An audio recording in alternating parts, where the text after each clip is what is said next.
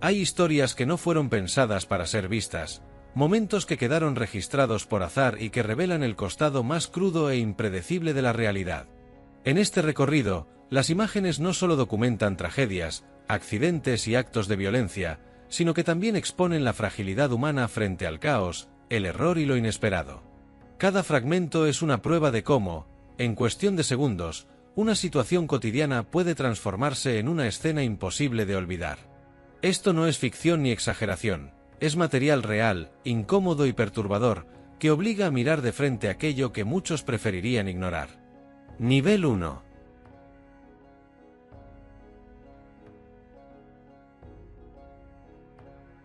Keflavik circulaba con su scooter por una carretera de Sri Lanka cuando de pronto distinguió a un elefante gigantesco plantado en medio del camino, obstruyendo completamente su avance.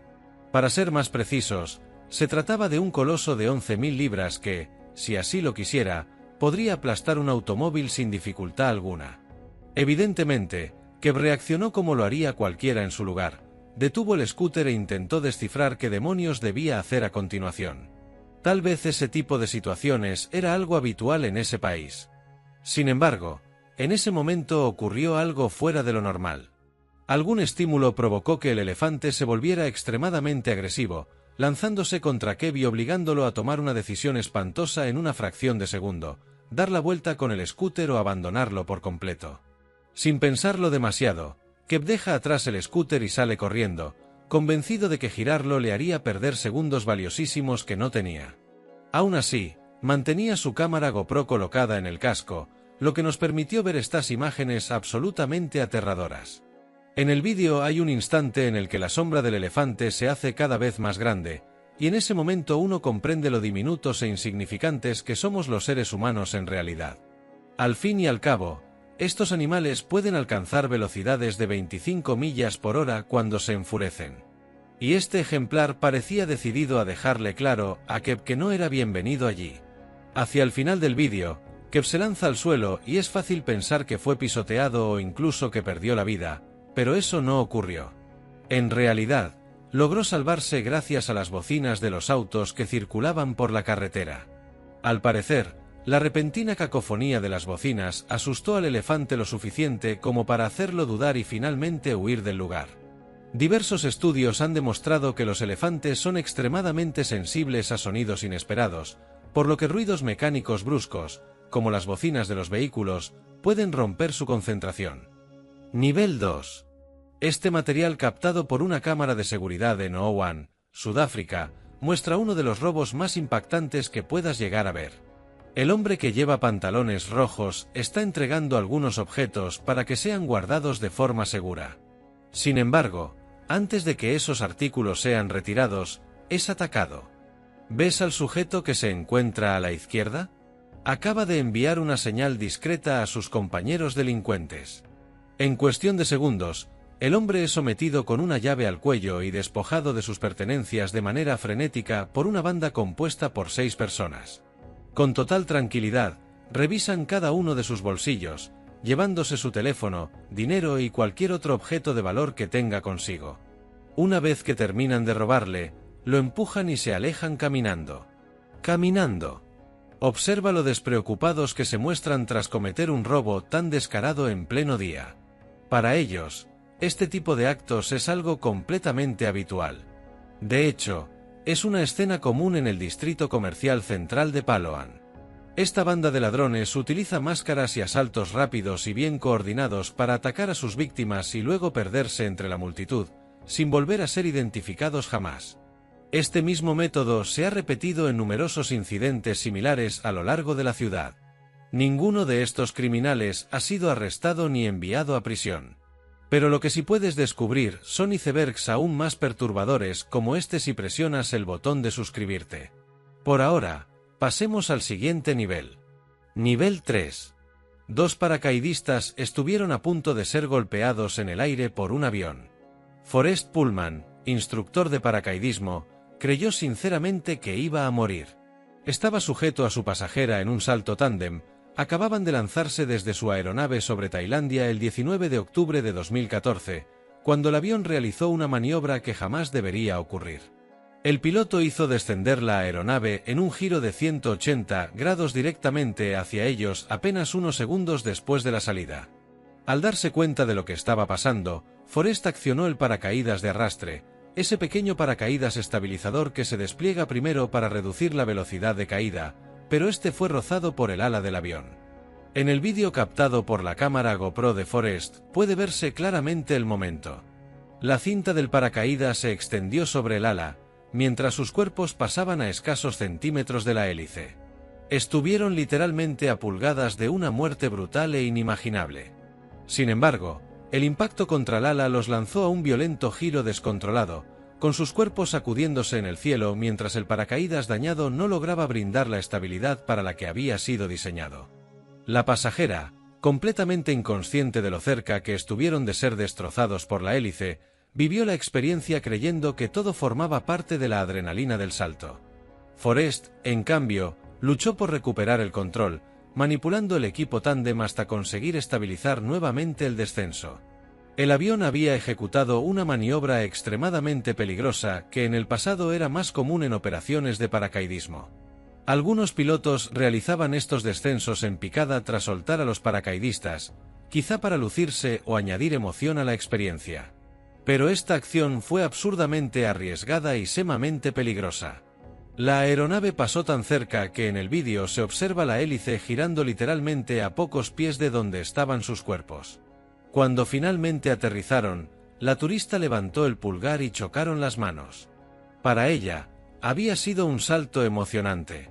Solo Forrest sabía que ambos habían sobrevivido a algo que debería haberlos matado. Bueno, el piloto también lo supo, cuando inevitablemente fue despedido. Intento de asesinato de Ahmet Doğan durante un congreso partidario en Bulgaria. El 19 de enero de 2013, en el Palacio Nacional de la Cultura en Sofía, Bulgaria, Ahmet Doğan, líder de un partido minoritario en Turquía, se encontraba dando un discurso en el Congreso del Movimiento por los Derechos y las Libertades cuando un hombre con chaqueta de cuero negra irrumpió en el escenario. Apuntó una pistola directamente al rostro de Ahmet y apretó el gatillo. No salió nada, o al menos eso pareció. Antes de que pudiera intentarlo otra vez, el personal de seguridad se abalanzó sobre el escenario para reducirlo, todo frente a las cámaras y a la vista del mundo entero. Y, por supuesto, también hubo un exceso de violencia añadido a la escena, ya que los agentes comenzaron a golpear brutalmente al atacante sin ningún tipo de moderación. Solidaridad, supongo.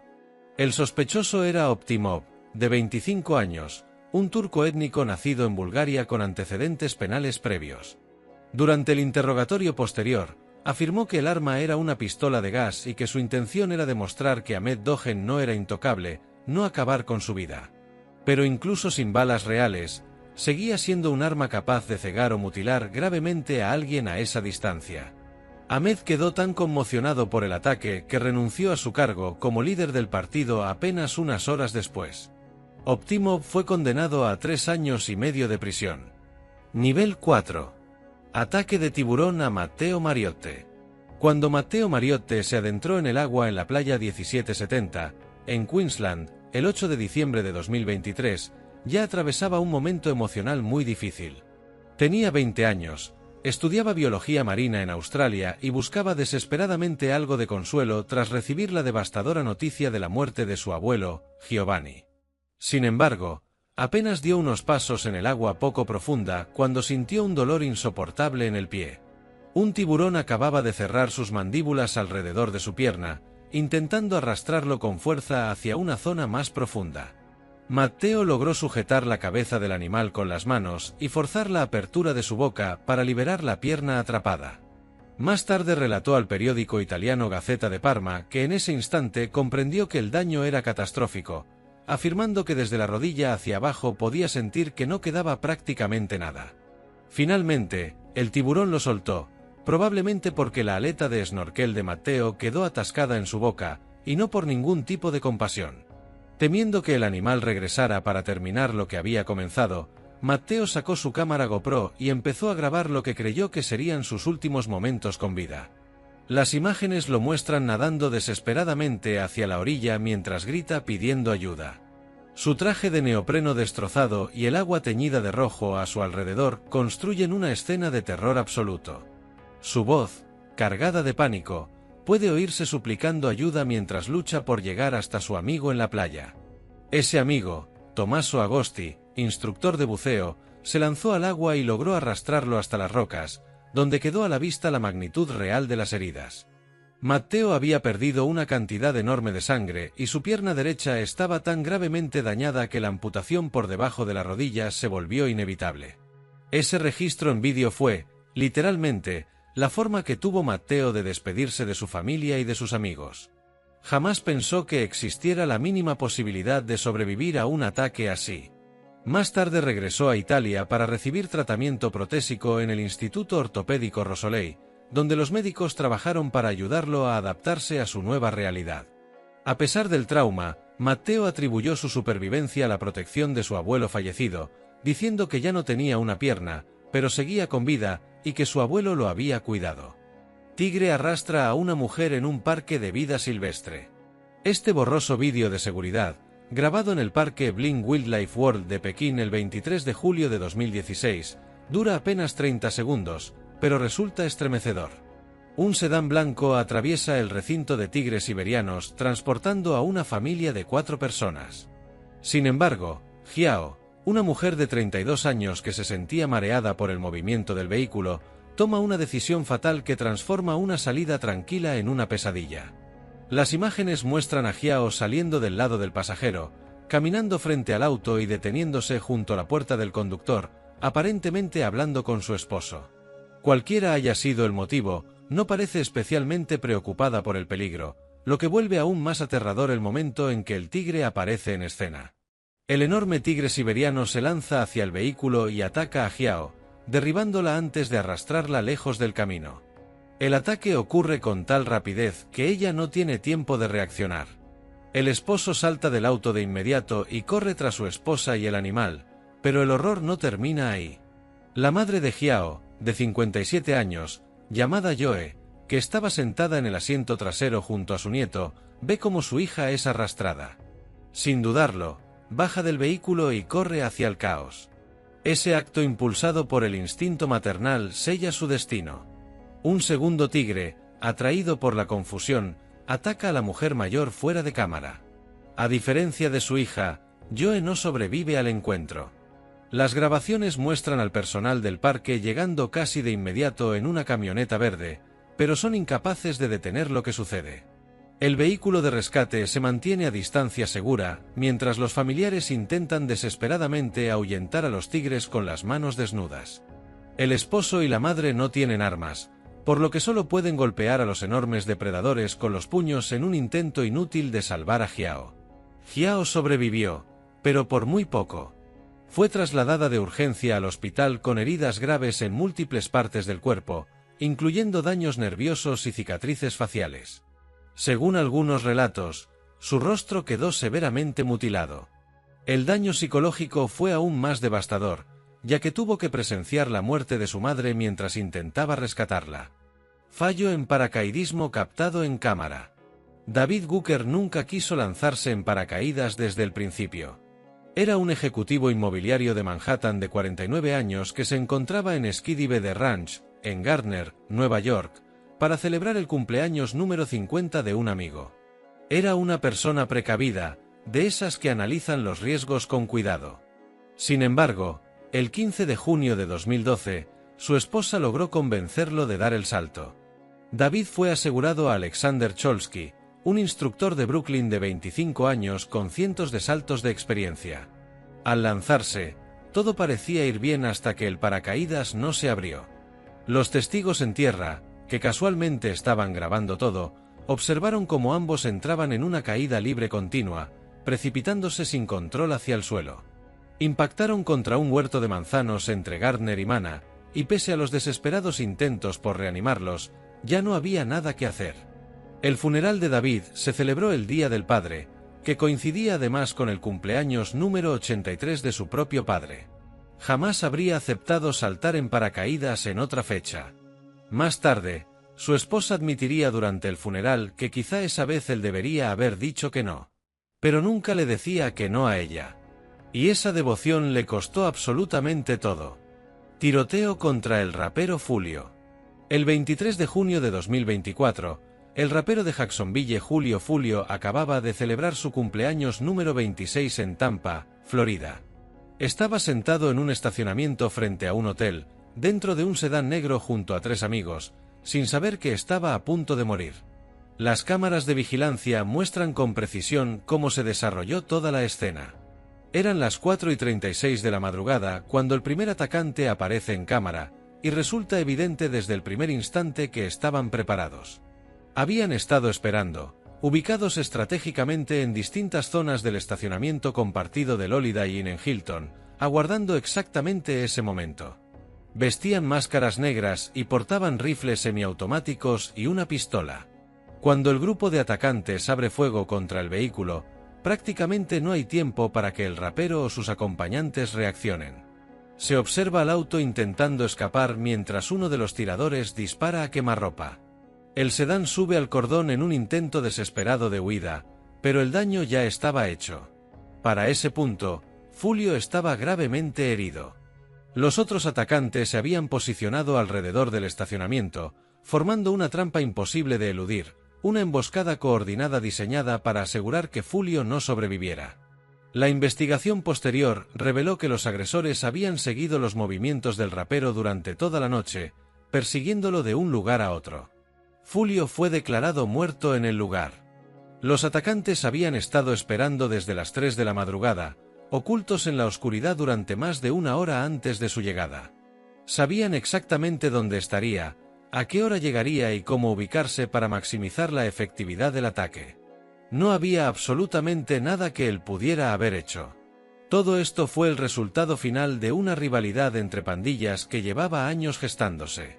Las bandas ATK y 1200 colaboraron para atacar a Foolio, miembro de la pandilla rival Six Block.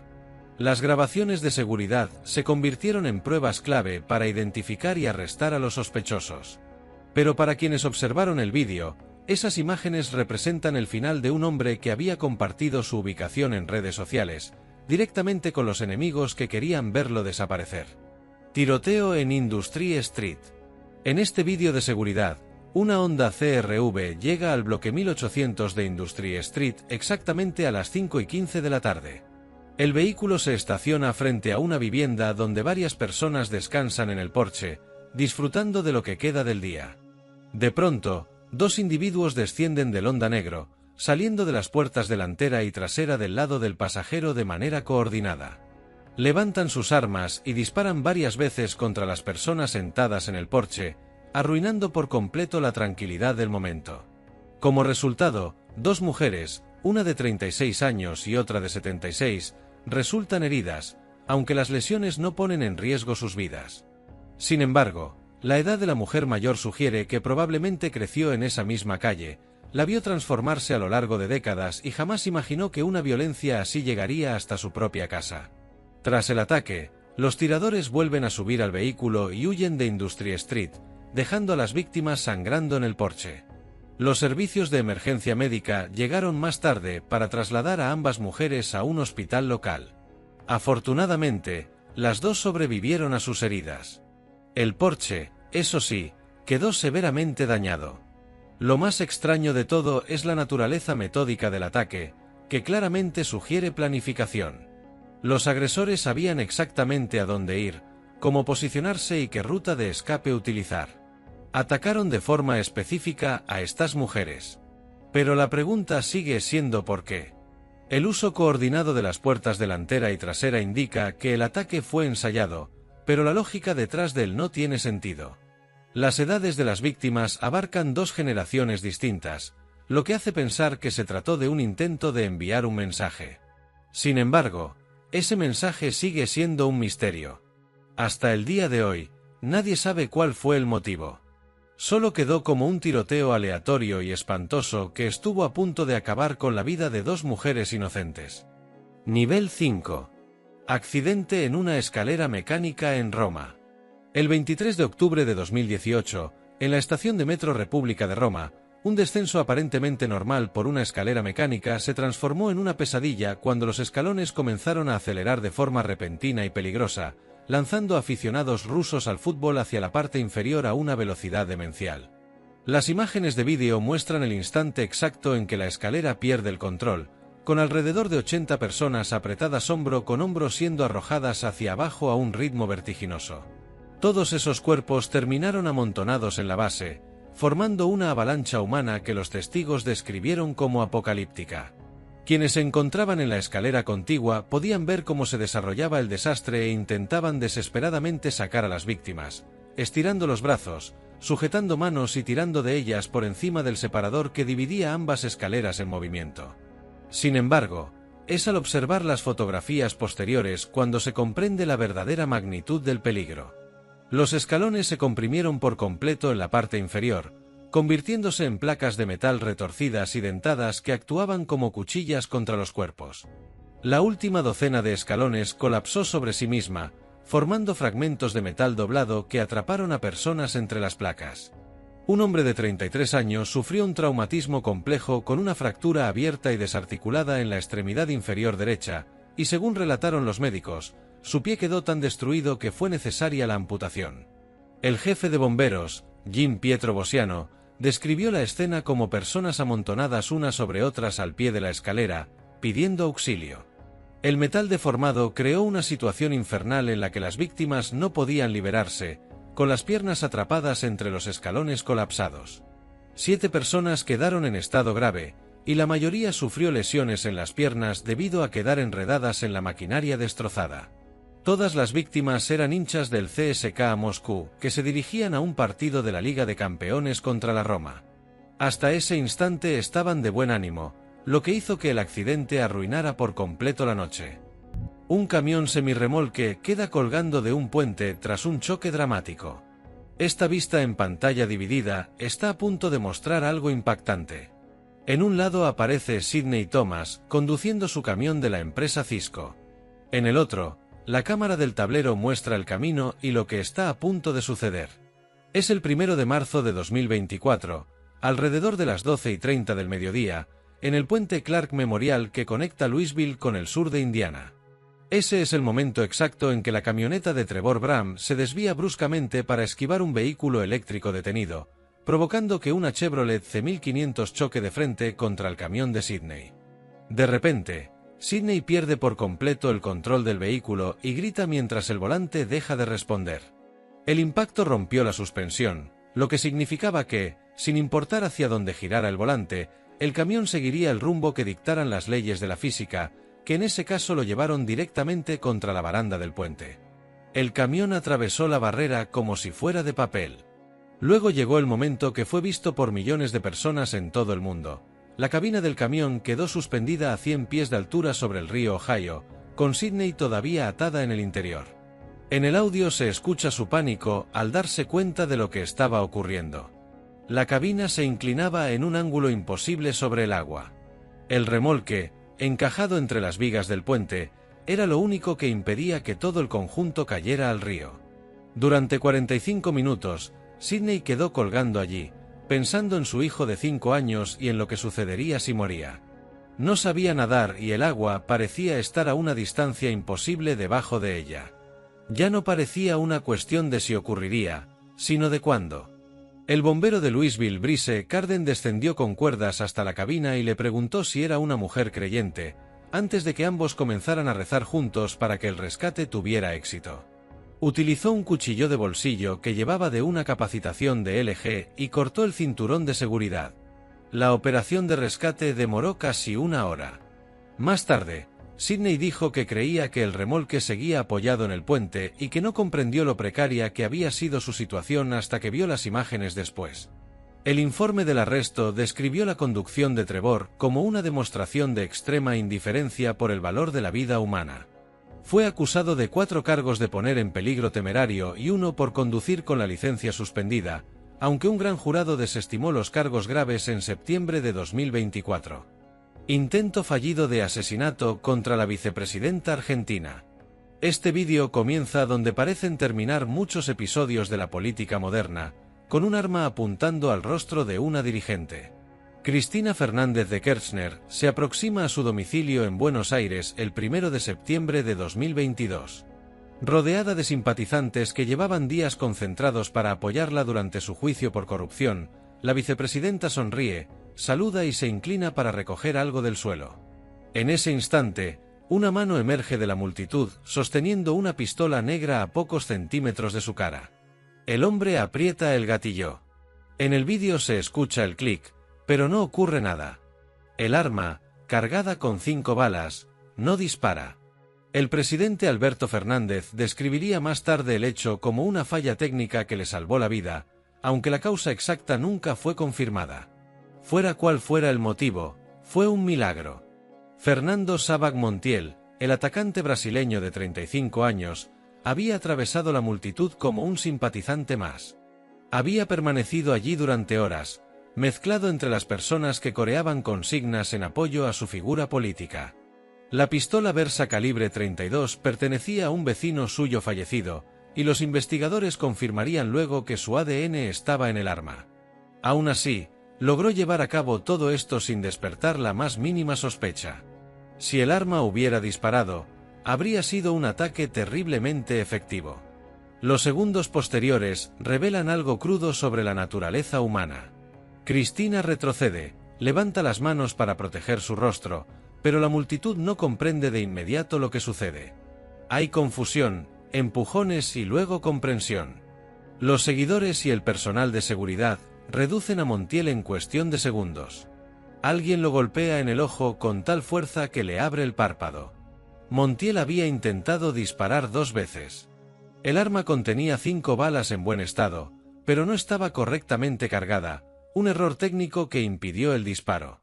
Más tarde, durante el interrogatorio, describió el nerviosismo que sintió en ese momento, diciendo que apretó el gatillo y el disparo no salió. Al ser consultado por su motivación, la definió como un destello, una respuesta que no explicó nada. Ese instante quedó registrado por múltiples teléfonos móviles como el momento que estuvo a punto de cambiar el rumbo de la política argentina. Se trataba de una dirigente que había sobrevivido a causas judiciales, ataques políticos y años de escrutinio público, enfrentándose de pronto a un arma empuñada por uno de sus propios ciudadanos descontentos. Sobrevivió únicamente por pura suerte. Nivel 6. Accidente de autobús en vivo en Calcuta. Este registro muestra un minibús abarrotado que transportaba a 40 pasajeros rumbo a una ceremonia de compromiso en Calcuta el 30 de enero de 2022, cuando el neumático delantero izquierdo estalla con un estruendo violento. El vehículo se sacude de costado, su estructura se retuerce y se desvía hacia la banquina cerca del cruce de Darina. En ese instante crítico, 2 pasajeros que viajaban aferrados a la puerta del minibús son expulsados de sus posiciones inestables y aplastados. Esta es, de forma trágica, la inquietante realidad del transporte público sobrecargado en Calcuta. Para los habitantes locales, esta práctica es casi una necesidad, lo que los obliga a sujetarse de marcos y pasamanos mientras el vehículo avanza por la ciudad. Aquellos que no logran encontrar espacio en el interior, se colocan en el exterior del autobús, solo para poder llegar a su destino. Pero ese día, las leyes de la física no jugaron a su favor. El enorme peso del vehículo, ya completamente fuera de control, cae violentamente sobre ellos. El vídeo capta el momento estremecedor en que el autobús volcado los inmoviliza bajo su masa. Lo más perturbador es que los pasajeros atrapados no murieron al instante, sino que quedaron comprimidos bajo el peso del vehículo mientras éste se asentaba de costado. Las imágenes también muestran los intentos desesperados de los transeúntes que corrieron al lugar e intentaron levantar el pesado autobús con las manos desnudas. Sin embargo, el vehículo pesaba miles de libras y la fuerza humana resultó inútil frente a semejante carga. El conductor del minibús, Seres Khan, de 27 años, declaró más tarde a la policía que tanto el volante como los frenos fallaron al mismo tiempo. Simplemente no había nada que pudiera haber hecho para evitar esa situación espantosa. Los servicios de emergencia llegaron finalmente con equipos hidráulicos para levantar el autobús, pero ya era demasiado tarde. 27 personas fueron hospitalizadas, siendo los heridos más graves aquellos que viajaban colgados en el exterior. La investigación reveló que el minibús había estado operando sin documentación válida durante más de 3 años, un detalle que suma otra capa de falla institucional local a la tragedia humana. El hacinamiento que obligó a los pasajeros a viajar colgados por fuera era una realidad cotidiana para miles de personas en Calcuta que dependen de un sistema de transporte público insuficiente. Este vídeo es una prueba viviente de lo peligroso y absurdo que resulta todo eso. Incendio de globo aerostático en Brasil. Estas imágenes muestran un globo aerostático que transportaba a 21 personas incendiándose en pleno vuelo sobre Praia Grande, en Brasil. La canasta se convierte en un horno. ¿Cómo ocurrió algo así? ¿Qué sucedió después? Son preguntas válidas, y las respuestas son aterradoras. Esto fue lo que pasó. En medio del vuelo, una antorcha de respaldo aparentemente se encendió sin previo aviso, alcanzando la tela y la estructura de mimbre del globo hasta que las llamas envolvieron el piso bajo los pasajeros. El piloto tiró de la cuerda de ventilación, pero el fuego se propagó con tal rapidez que la envoltura elevó nuevamente la canasta, desplazando el peso y chamuscando las cuerdas tensadas. El piloto gritó para que todos saltaran cuando estuvieran lo suficientemente bajos, pero algunos se arrojaron mucho antes de que fuera seguro hacerlo. La cámara registró todo mientras ocurría. En el vídeo se escuchan los sollozos de los espectadores al ver cómo una persona tras otra se lanzaba desde el globo sin ninguna posibilidad de sobrevivir. Sin embargo, quienes no saltaron tampoco tenían garantizada la supervivencia, ya que el globo terminó rompiéndose y la canasta en llamas volvió a caer a tierra. En realidad, no todos estaban condenados. Cuando el globo se estrelló contra el suelo, quedó carbonizado, pero 13 personas sobrevivieron y fueron trasladadas de urgencia al hospital. 8 personas murieron. Fue un desastre inimaginable, algo que nadie habría esperado presenciar jamás. Cortado en el cuello por una cuchilla de patín. Fue un momento verdaderamente desafortunado. Adam Johnson avanzaba con el disco por la zona defensiva de Sheffield cuando colisionó con Matt Petrave en lo que parecía una jugada típica de hockey. Al caer, Petrave levantó el patín izquierdo y la cuchilla impactó directamente en el cuello de Johnson, provocándole una profunda herida. Johnson intentó alejarse patinando tras el choque, con la sangre ya empapando su camiseta blanca. Apenas logró avanzar unos pocos metros antes de desplomarse sobre el hielo, con evidentes dificultades para respirar. Su pareja, Ryan Wolf, observaba desde las gradas y corrió de inmediato hacia la pista al ver a su novio de 3 años herido. Los 8.000 espectadores presentes en el Utilita Arena de Sheffield fueron testigos de una escena descrita luego como una auténtica pesadilla, mientras jugadores de ambos equipos formaban un círculo protector alrededor de Johnson. El servicio de ambulancias de Yorkshire envió 2 unidades y un paramédico de cuidados críticos al estadio alrededor de las 8:20 de la noche, y se realizaron maniobras de reanimación cardiopulmonar sobre el hielo. El locutor del encuentro pidió al público que evacuara el recinto debido a una emergencia médica grave. Johnson fue retirado en camilla y trasladado de urgencia al Hospital General del Norte de Sheffield. El partido se dio por terminado. En el hospital, Johnson fue identificado posteriormente por su prometida, Ryan Wolf, como fallecido a causa de una lesión mortal en el cuello. Un médico señaló que una herida de ese tipo puede provocar una hemorragia fatal en apenas 15 segundos. El intento de Johnson por seguir patinando tras la colisión se convirtió en uno de los detalles más perturbadores del vídeo, ya que reflejaba con claridad su deseo de seguir adelante. Lo que volvió el incidente aún más impactante fue lo normal que parecía todo en los instantes previos al choque. Johnson simplemente llevaba el disco cuando Petrave se le acercó. La colisión fue similar a incontables jugadas que ocurren en partidos de hockey, pero entonces el patín de Petrave se elevó, y en una fracción de segundo, la vida de Johnson terminó antes de que nadie pudiera comprenderlo. La evacuación del estadio generó su propio caos. Las redes sociales se inundaron de inmediato con las imágenes del hecho, pese a los pedidos oficiales de que no se difundiera el vídeo. El material se convirtió en objeto de un intenso debate, con algunos interpretándolo como un acto intencional de sabotaje entre equipos y otros viéndolo como un accidente trágico.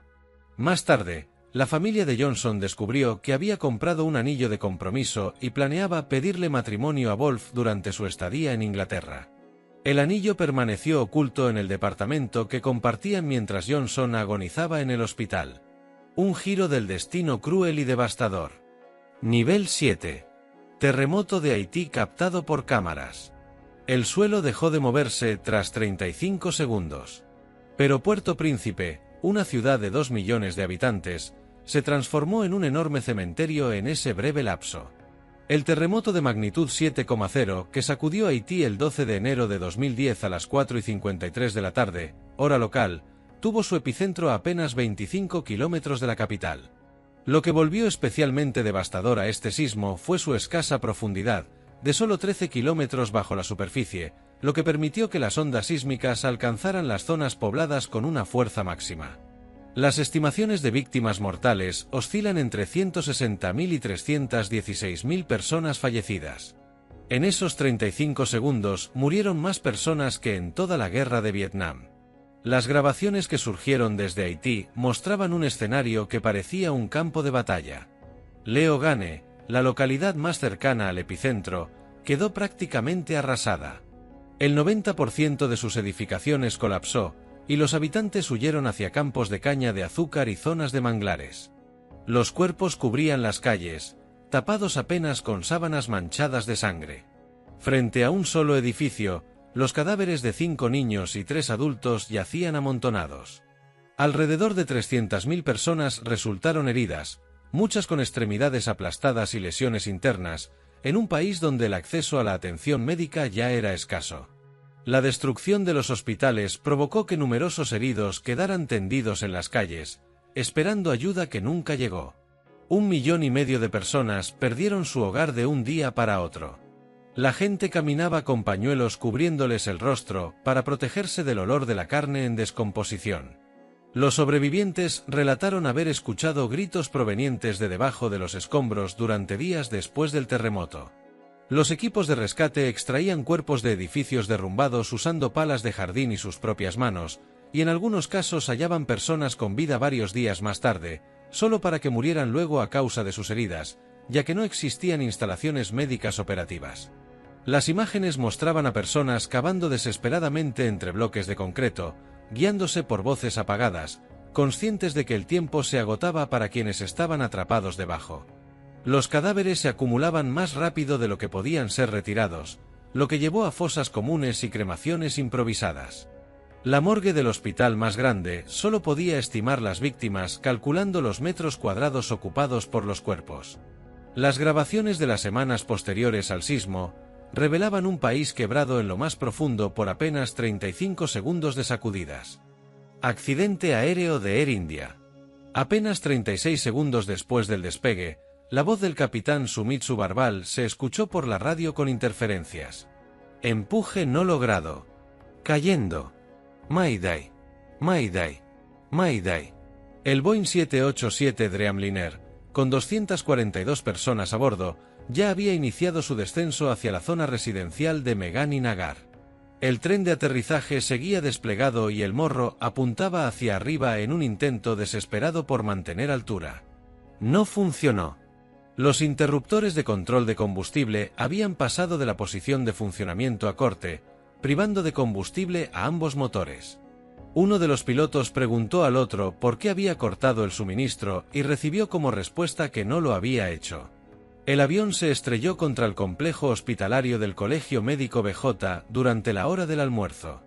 Estudiantes estaban sentados en las mesas del comedor cuando las alas impactaron los pisos tercero, cuarto y quinto en un solo y brutal movimiento. El golpe lanzó la sección de cola a través del techo del comedor, mientras el motor izquierdo quedó incrustado en el cuarto piso del edificio C. La temperatura en el lugar del impacto alcanzó niveles extremos, ya que el combustible de aviación se mezcló con restos humanos, generando un olor insoportable que persistió durante horas. Los cuerpos de las víctimas quedaron carbonizados hasta resultar irreconocibles, y los rescatistas debieron usar máscaras de oxígeno y envolver sus manos con telas mojadas para recuperar los restos. Los edificios quedaron completamente destruidos, con enormes cantidades de escombros, metal retorcido y vigas deformadas esparcidas por el lugar.